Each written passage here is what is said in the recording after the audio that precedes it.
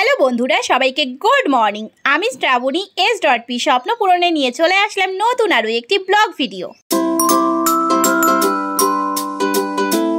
আজকে হলো শনিবার, সকাল এখন 9:30 বাজে।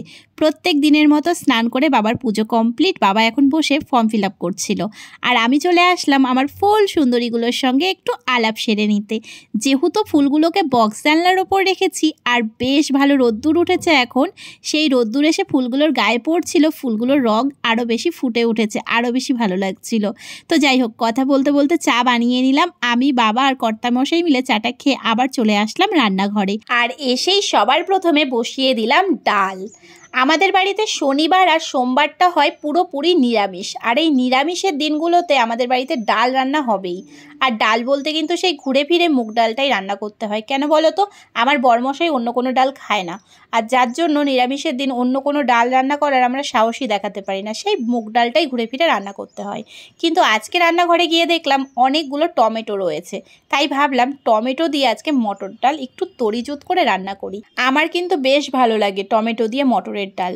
বাবাও পছন্দ করে, মাও পছন্দ করে। পছন্দ করে না শুধু আমার কর্তামশাই। আজকে দুপুরে খেতে বসে যখন দেখবে আমি মটর ডাল রান্না করেছি, ঠিক গজগজ করবে আজকে খেতে বসে। তো যাই হোক, ওইদিকে দেখলে ডাল হয়ে গেছে, আর উচ্ছে দিয়ে কুমড়ো দিয়ে আলু দিয়ে একটা তরকারি, সেটাও হয়ে গেছে। তারপরে সয়াবিনটাকে ভেজে উঠিয়ে নিয়েছি, এরপরে আলুগুলোকে ভাজতে দিয়ে দিয়েছি। আলু ভাজা আস্তে ধীরে হতে থাকুক, গ্যাসটা কমিয়ে দিলাম। আর এদিকে এসে বরমশাইয়ের জন্য একদম জামাই আদরে দেখো থালা সাজিয়ে নিয়েছি। কি সুন্দর করে সাজিয়েছি না? দারুণ লাগছে না? চলো ওকে দিয়ে আসি। এই রকম সাজিয়ে গুছিয়ে বরেদের খেতে দিলে বরেরা খুশি হবে না? বরেরা খুব তেতে আছে, প্রচণ্ড রেগে আছে। বরেদেরকে ভালো ভালো রান্না করে দাও আর এই রকম গুছিয়ে খেতে দাও, দেখবে রাগ এক চুটকিতে গায়েব। তো যাই হোক, বকবক করতে করতে এদিকে কিন্তু মশলা কষাতে দিয়ে দিয়েছি। আদা, কাঁচা লঙ্কা বাটা, হলুদ গুঁড়ো, জিরের গুঁড়ো, ধনের গুঁড়ো, লঙ্কার গুঁড়ো, লবণ। এবারে গ্যাস কমিয়ে ঢাকা দিয়ে রেখে দেবো আর একটু কষানো হোক। আর ততক্ষণে আমি এদিকে আদা আর কাঁচা লঙ্কা বেটে নিয়েছি, সেগুলোকে কৌটোর মধ্যে পুরে দিই। এই কৌটোগুলো গতকালকে বৌদি আমায় দিয়েছে, বলেছিলাম না আমার দারুণ কাজে লাগবে, এই হলো সেই কাজে লাগা।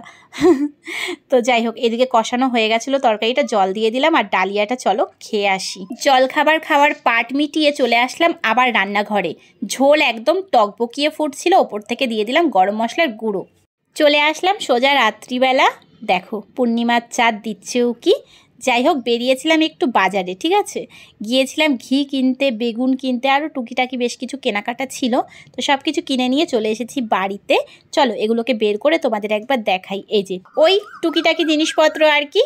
তারপর চলে আসলাম রান্নাঘরে, হাতে দুটো বেগুন ধরে দাঁড়িয়ে আছি। কোন বেগুনটা কাটবো, ফর্সা কাটবো না কালা কাটবো, বুঝতে পারছিলাম না। তারপরে দেখলাম কালো বেগুনটা বেশি নরম, তো ওইটাই কাটলাম। আর এদিকে কেটে নিলাম চিজ। আজকে যেটা বানাবো এইটা আমার কাছে নতুন, এর আগে কখনো আমি খাইনি, তবে দেখেছি অনেক জায়গায়, কিন্তু খাইনি কখনো। টেস্ট করব আর কি। কিন্তু বরমশাই খাবে না, কারণ ও চিজ পছন্দ করে না। ওর জন্য আমি আলাদা দুটো বেগুন ভাজলাম, আর আমার জন্য এটা ট্রাই করছি, কেমন হয় দেখা যাক। তবে মশলা কী দিয়েছি সেটা তোমাদের আজকে আর বলছি না। এর মধ্যে অনেক মশলা মাখিয়েছি, অনেক রকমের।